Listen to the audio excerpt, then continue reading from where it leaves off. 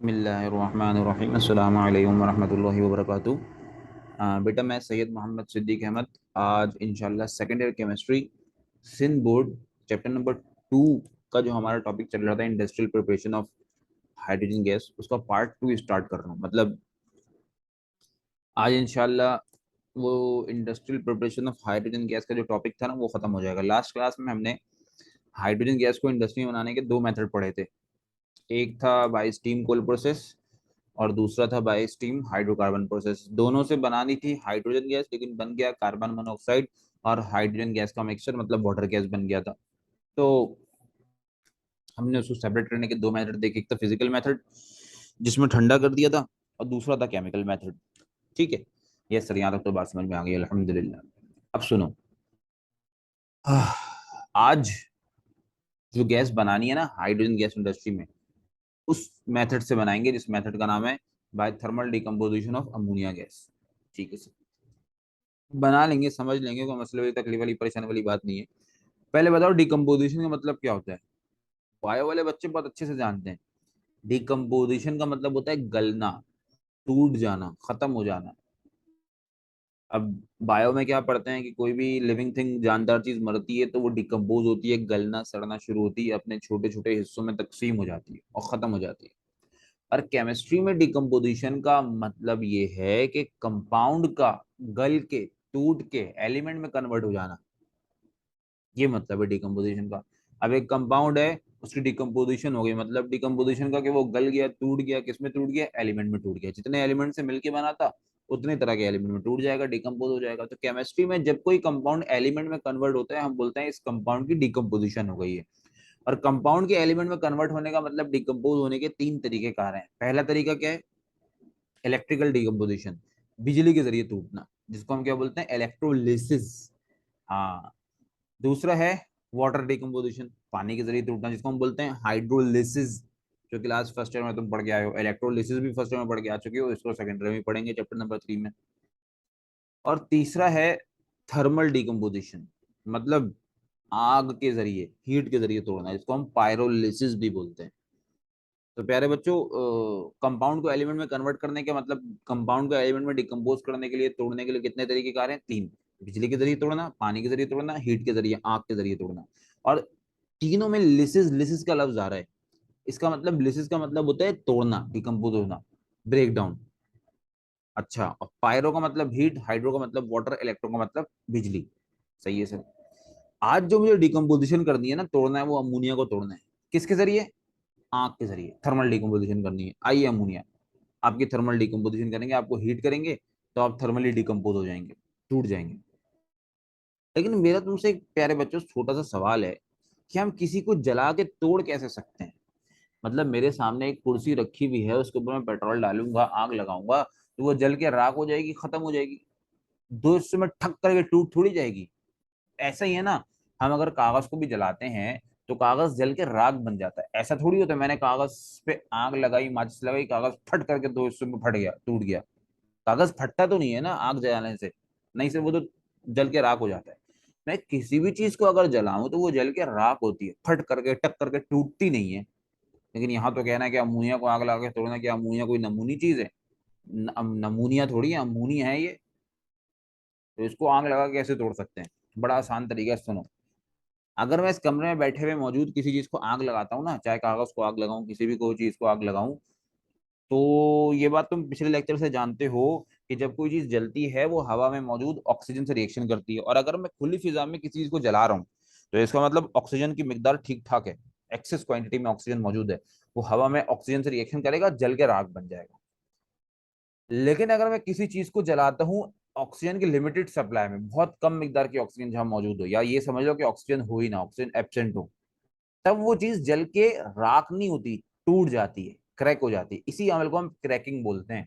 Organic chemistry में तुम 9 class में पढ़ के आओगे, यहाँ इंशाल्लाह तुम और पढ़ोगे। तो प्यारे बच्चों, सिंपल सी लॉजिक, सिंपल सा फंडा है। अगर किसी को तुम खुली फिजा में जलाओगे, देखो यार, दो लफ्ज समझ लो, एक होती है एक्सेस सप्लाई ऑफ ऑक्सीजन, एक होती है limited supply of oxygen. Excess supply of oxygen का मतलब क्या है? खुली फिजा में जलाना। ऑक्सीजन खुली फिजा में ठीक ठाक होती है, तो उस वक्त किसी को जलाओगे जल के राख हो जाएगा, फट करके टक करके टूटेगा नहीं। लेकिन अगर तुम किसी बंद कमरे में, किसी ऐसी जगह पे जहाँ ऑक्सीजन बहुत कम है या वो वैक्यूम है, ऑक्सीजन एब्सेंट हुई हुई है, बिल्कुल ऑक्सीजन है ही नहीं, वहां अगर किसी को जलाते हो तो तुमने किया ही नहीं ना कभी, ये काम करोगे तो तुमको पता चलेगा। जब वहां किसी को जलाओगे तो वो जल के राख नहीं होगा, फट करके टक करके दो हिस्सों में या जितने भी वो हिस्सों से मिलके बना उसमें टूट जाएगा, वो डिकम्पोज हो जाएगा। इसी को हम बोलते हैं हीट के जरिए तोड़ना, यानी क्रैकिंग करना। लेकिन ये जरूरी है कि जब तुम हीट के जरिए तोड़ना चाह रहे हो ना, तो ऑक्सीजन की मिकदार ना होने के बराबर हो, ये ऑक्सीजन हो ही ना तो ज्यादा अच्छा है, ऑक्सीजन एब्सेंट होना चाहिए। बात समझ में आई प्यारे बच्चों मेरी? तो एक अमोनिया कैसे टूटेगा ये तो तुम मुझे बता दोगे, लेकिन जब वर्डिंग्स में लिखोगे ना तो ये मत लिखना खाली कि मैंने अमोनिया इज हीटेड, तुम लिखना मैंने ammonia is heated in the absence of air. और ये एरो देखो, मैंने एरो के ऊपर हीट तो लिख दिया है, नीचे एब्सेंस ऑफ एयर लिखना भूल गया हूँ, गौर से लिखो गौर से। एरो के ऊपर हीट लिख दिया, नीचे एब्सेंस ऑफ ऑक्सीजन नहीं लिखा, तुम लिख देना एब्सेंस ऑफ ऑक्सीजन या एब्सेंस ऑफ एयर। कि जब कोई चीज जलेगी लेकिन ऑक्सीजन की गैर मौजूदगी में, तब वो जल के राख नहीं होगी, तब वो क्रैक हो जाएगी, टूट जाएगी। ठीक है। अब जब मैं इसको ऑक्सीजन की गैर मौजूदगी में जलाऊंगा, वो दो हिस्सों में टूट जाएगा। एक हिस्सा होगा नाइट्रोजन गैस और दूसरा हिस्सा होगा हाइड्रोजन गैस। मुझे जब किसी भी आइटम को गैस शो करना है उसके नीचे क्या लगाता हूँ? Two. Nitrogen gas N2, oxygen gas O2, hydrogen gas H2। ठीक है सर। तो इस मेथड से मुझे, चलो वो तो देखते हैं, बाहर इक्वेशन को बैलेंस करते हैं। एरो के सीधे हाथ पे दो नाइट्रोजन, उल्टे हाथ में टू लगाते हैं सर, नाइट्रोजन बैलेंस। एच रोने लगा, क्या कह रहा है? मेरे रेड पॉइंटर को देखो, 2 3 जा 6, एरो के उल्टे हाथ पे 6 हाइड्रोजन है, तो सर सीधे हाथ पे 3 लगा दें, 3 2 जा 6, इक्वेशन इज बैलेंस। सही। बैलेंस करने के लिए नंबर लगा दिया। अब परेशानी और तकलीफ मसला पता है क्या है? मुझे इस वाले मेथड से भी सिर्फ हाइड्रोजन गैस बनानी थी, बन गई दो गैसेस, एक नाइट्रोजन दूसरी हाइड्रोजन। अगर तुम नाइट्रोजन का मॉलिक्यूलर मास निकालो तो पता है कितना निकलता है? एन का एटॉमिक मास होता है 14, 2 से मल्टीप्लाई करो, 14 2 जा 28। और हवा का मॉलिक्यूलर मास कितना था सर? 28.56। तो इसका मतलब ये जो नाइट्रोजन गैस बनी है ये हवा के मुकाबले में हल्की है, ऊपर की तरफ उड़ेगी। और बेचारे हाइड्रोजन का मॉलिक्यूलर मास तो होता ही 2 है, हम पिछली क्लासेस से निकालते आए हैं। ये भी हवा से हल्की ऊपर जाएगी, जब दोनों गैसेस हवा से हल्की ऊपर जाएंगी तो इनको फिर मिलने से कोई नहीं रोक सकता। जैसे ही ये गैसेस हल्की होने की वजह से ऊपर की तरफ जाएंगी, बाहर निकलेंगी और मिक्स हो जाएंगी, इन दोनों गैसेस का मिक्सचर बन जाएगा। हाँ, वो अलग बात है कि कार्बन मोनोऑक्साइड और हाइड्रोजन गैस के मिक्सचर को मखसूस नाम दिया गया वाटर गैस। इनके मिक्सचर को कोई नाम नहीं दिया गया, बहरहाल मिक्सचर तो है ना। मुझे thermal decomposition of ammonia gas से अमोनिया गैस की थर्मल डिकम्पोजिशन करके सिर्फ हाइड्रोजन गैस चाहिए थे, लेकिन बन गया मिक्सचर। कैसे अलग करूं? फिजिकल मेथड इस्तेमाल करो, तुमको मैंने बताया था ना कि अगर गैसेस आपस में मिक्स हो जाएं तो उसमें से जो तुम्हें गैस की शक्ल में चाहिए उसको तो छोड़ दो, और जिससे तुम्हें कोई मतलब नहीं है उसको -डिग्री में ठंडा करो, वो लिक्विड बनेगा, उससे अलग हो जाएगा खुद ब खुद। है ना? तो अब मुझे बताओ, तुम्हें नाइट्रोजन और हाइड्रोजन में से कौन सी गैस चाहिए? सर हाइड्रोजन गैस चाहिए, इसी की प्रिपरेशन कर रहे हैं। नाइट्रोजन से मतलब तो नहीं है? नहीं सर, मतलब नहीं है। इसको मैं ठंडा कर दूंगा माइनस पे, लिक्विड बन जाएगा। और क्योंकि लिक्विड बन जाएगा तो बह के खुद ब खुद अलग हो जाएगा, हाइड्रोजन का साथ छोड़ देगा। और नाइट्रोजन का लिक्विफिकेशन पॉइंट होता है -196 डिग्री सेल्सियस, मतलब इतने टेम्परेचर पे पिघलना शुरू हो जाएगा। और तकरीबन 220 डिग्री तक ये पूरी की पूरी लिक्विड में कन्वर्ट हो जाएगी, अलग हो जाएगी। ठीक है। तो वर्डिंग्स क्या होनी चाहिए? आइए पढ़िए, वर्डिंग्स तुम्हारे सामने मौजूद है। When ammonia gas is heated in the absence of air, देखो मैंने एब्सेंस ऑफ एयर जरूर लिखा है, ये नहीं लिखोगे और एरो को भी नीचे लिख देना तो वर्डिंग तो इक्वेशन गलत हो जाएगी, मेथड एक्सेप्ट नहीं किया जाएगा, क्योंकि हर कोई बोलेगा भाई इसमें जला दिया नॉर्मली, हवा तो ठीक ठाक मौजूद थी, जब हवा ठीक ठाक मौजूद थी, ऑक्सीजन ठीक ठाक मौजूद थी, जलाया तो वो तो जल के राख होना चाहिए, टूटा कैसे? गलत, मेथड गलत हो जाएगा। इसलिए भाई ये in the absence of air लिखना। जलाया एट सर्टेन टेम्परेचर, कुछ मखसूस टेम्परेचर पे, तकरीबन 700 डिग्री का टेम्परेचर होता है, 700 डिग्री सेल्सियस का। इट विल डिकम्पोज, वो टूट गया। कितने हिस्सों में?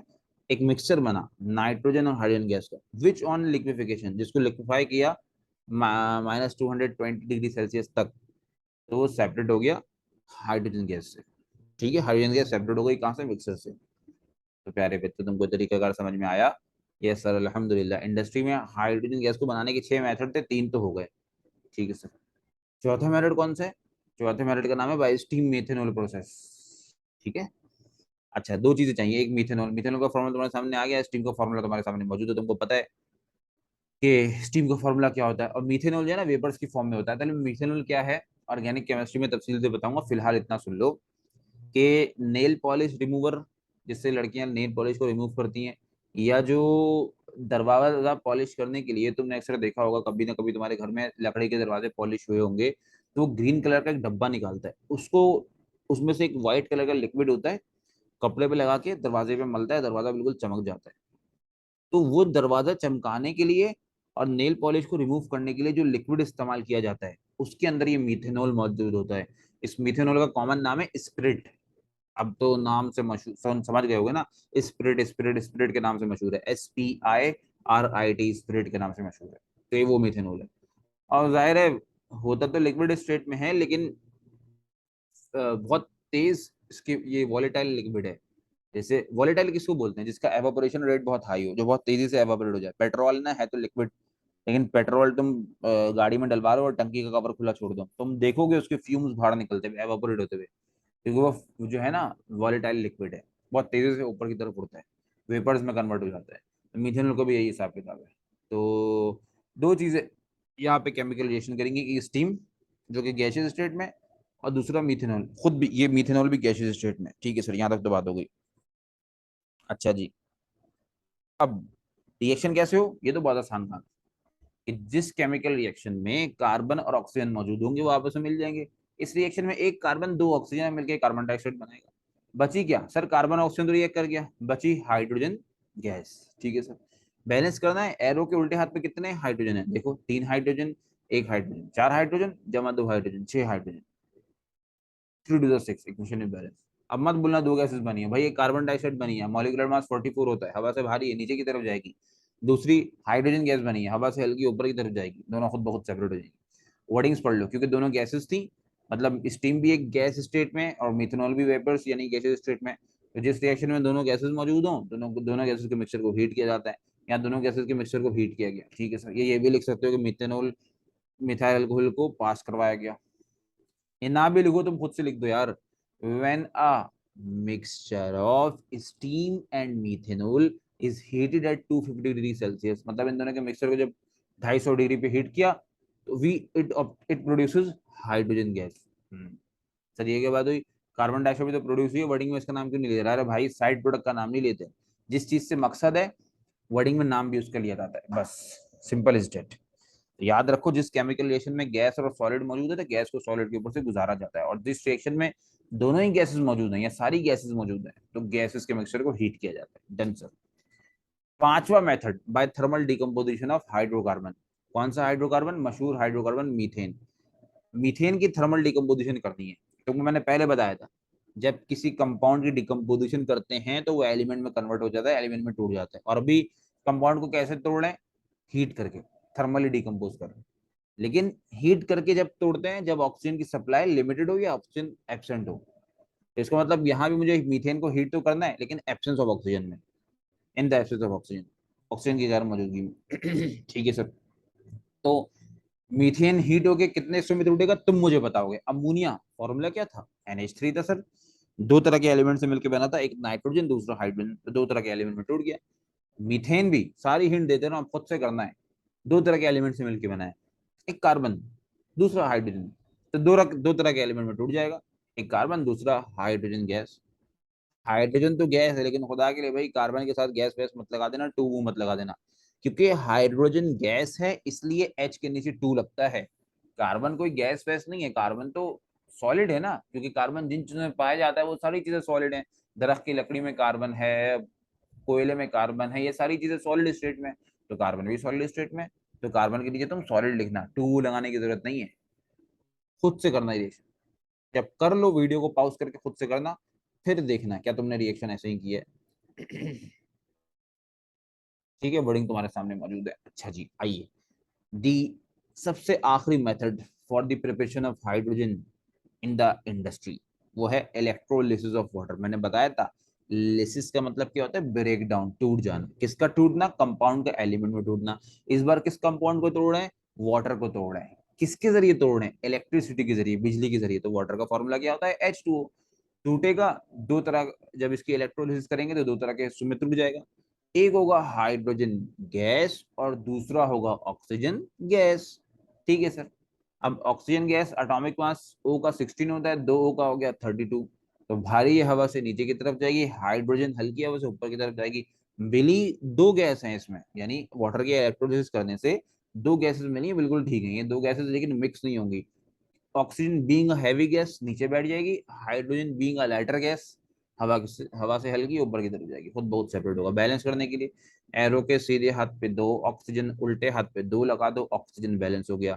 हाइड्रोजन एरो के उल्टे हाथ पे कितना हुआ, 2 2 4, तो यहाँ भी 2 लगा दो, हाइड्रोजन बैलेंस। लेकिन मेरी एक परेशानी तकलीफ ये है कि बिजली के जरिए पानी को तोड़ कैसे सकते हैं। मतलब मेरे पास एक बाल्टी में या एक बीकर में पानी रखा हुआ है और उसमें बिजली के तार को डुबा दूं तो क्या पानी टूट जाएगा?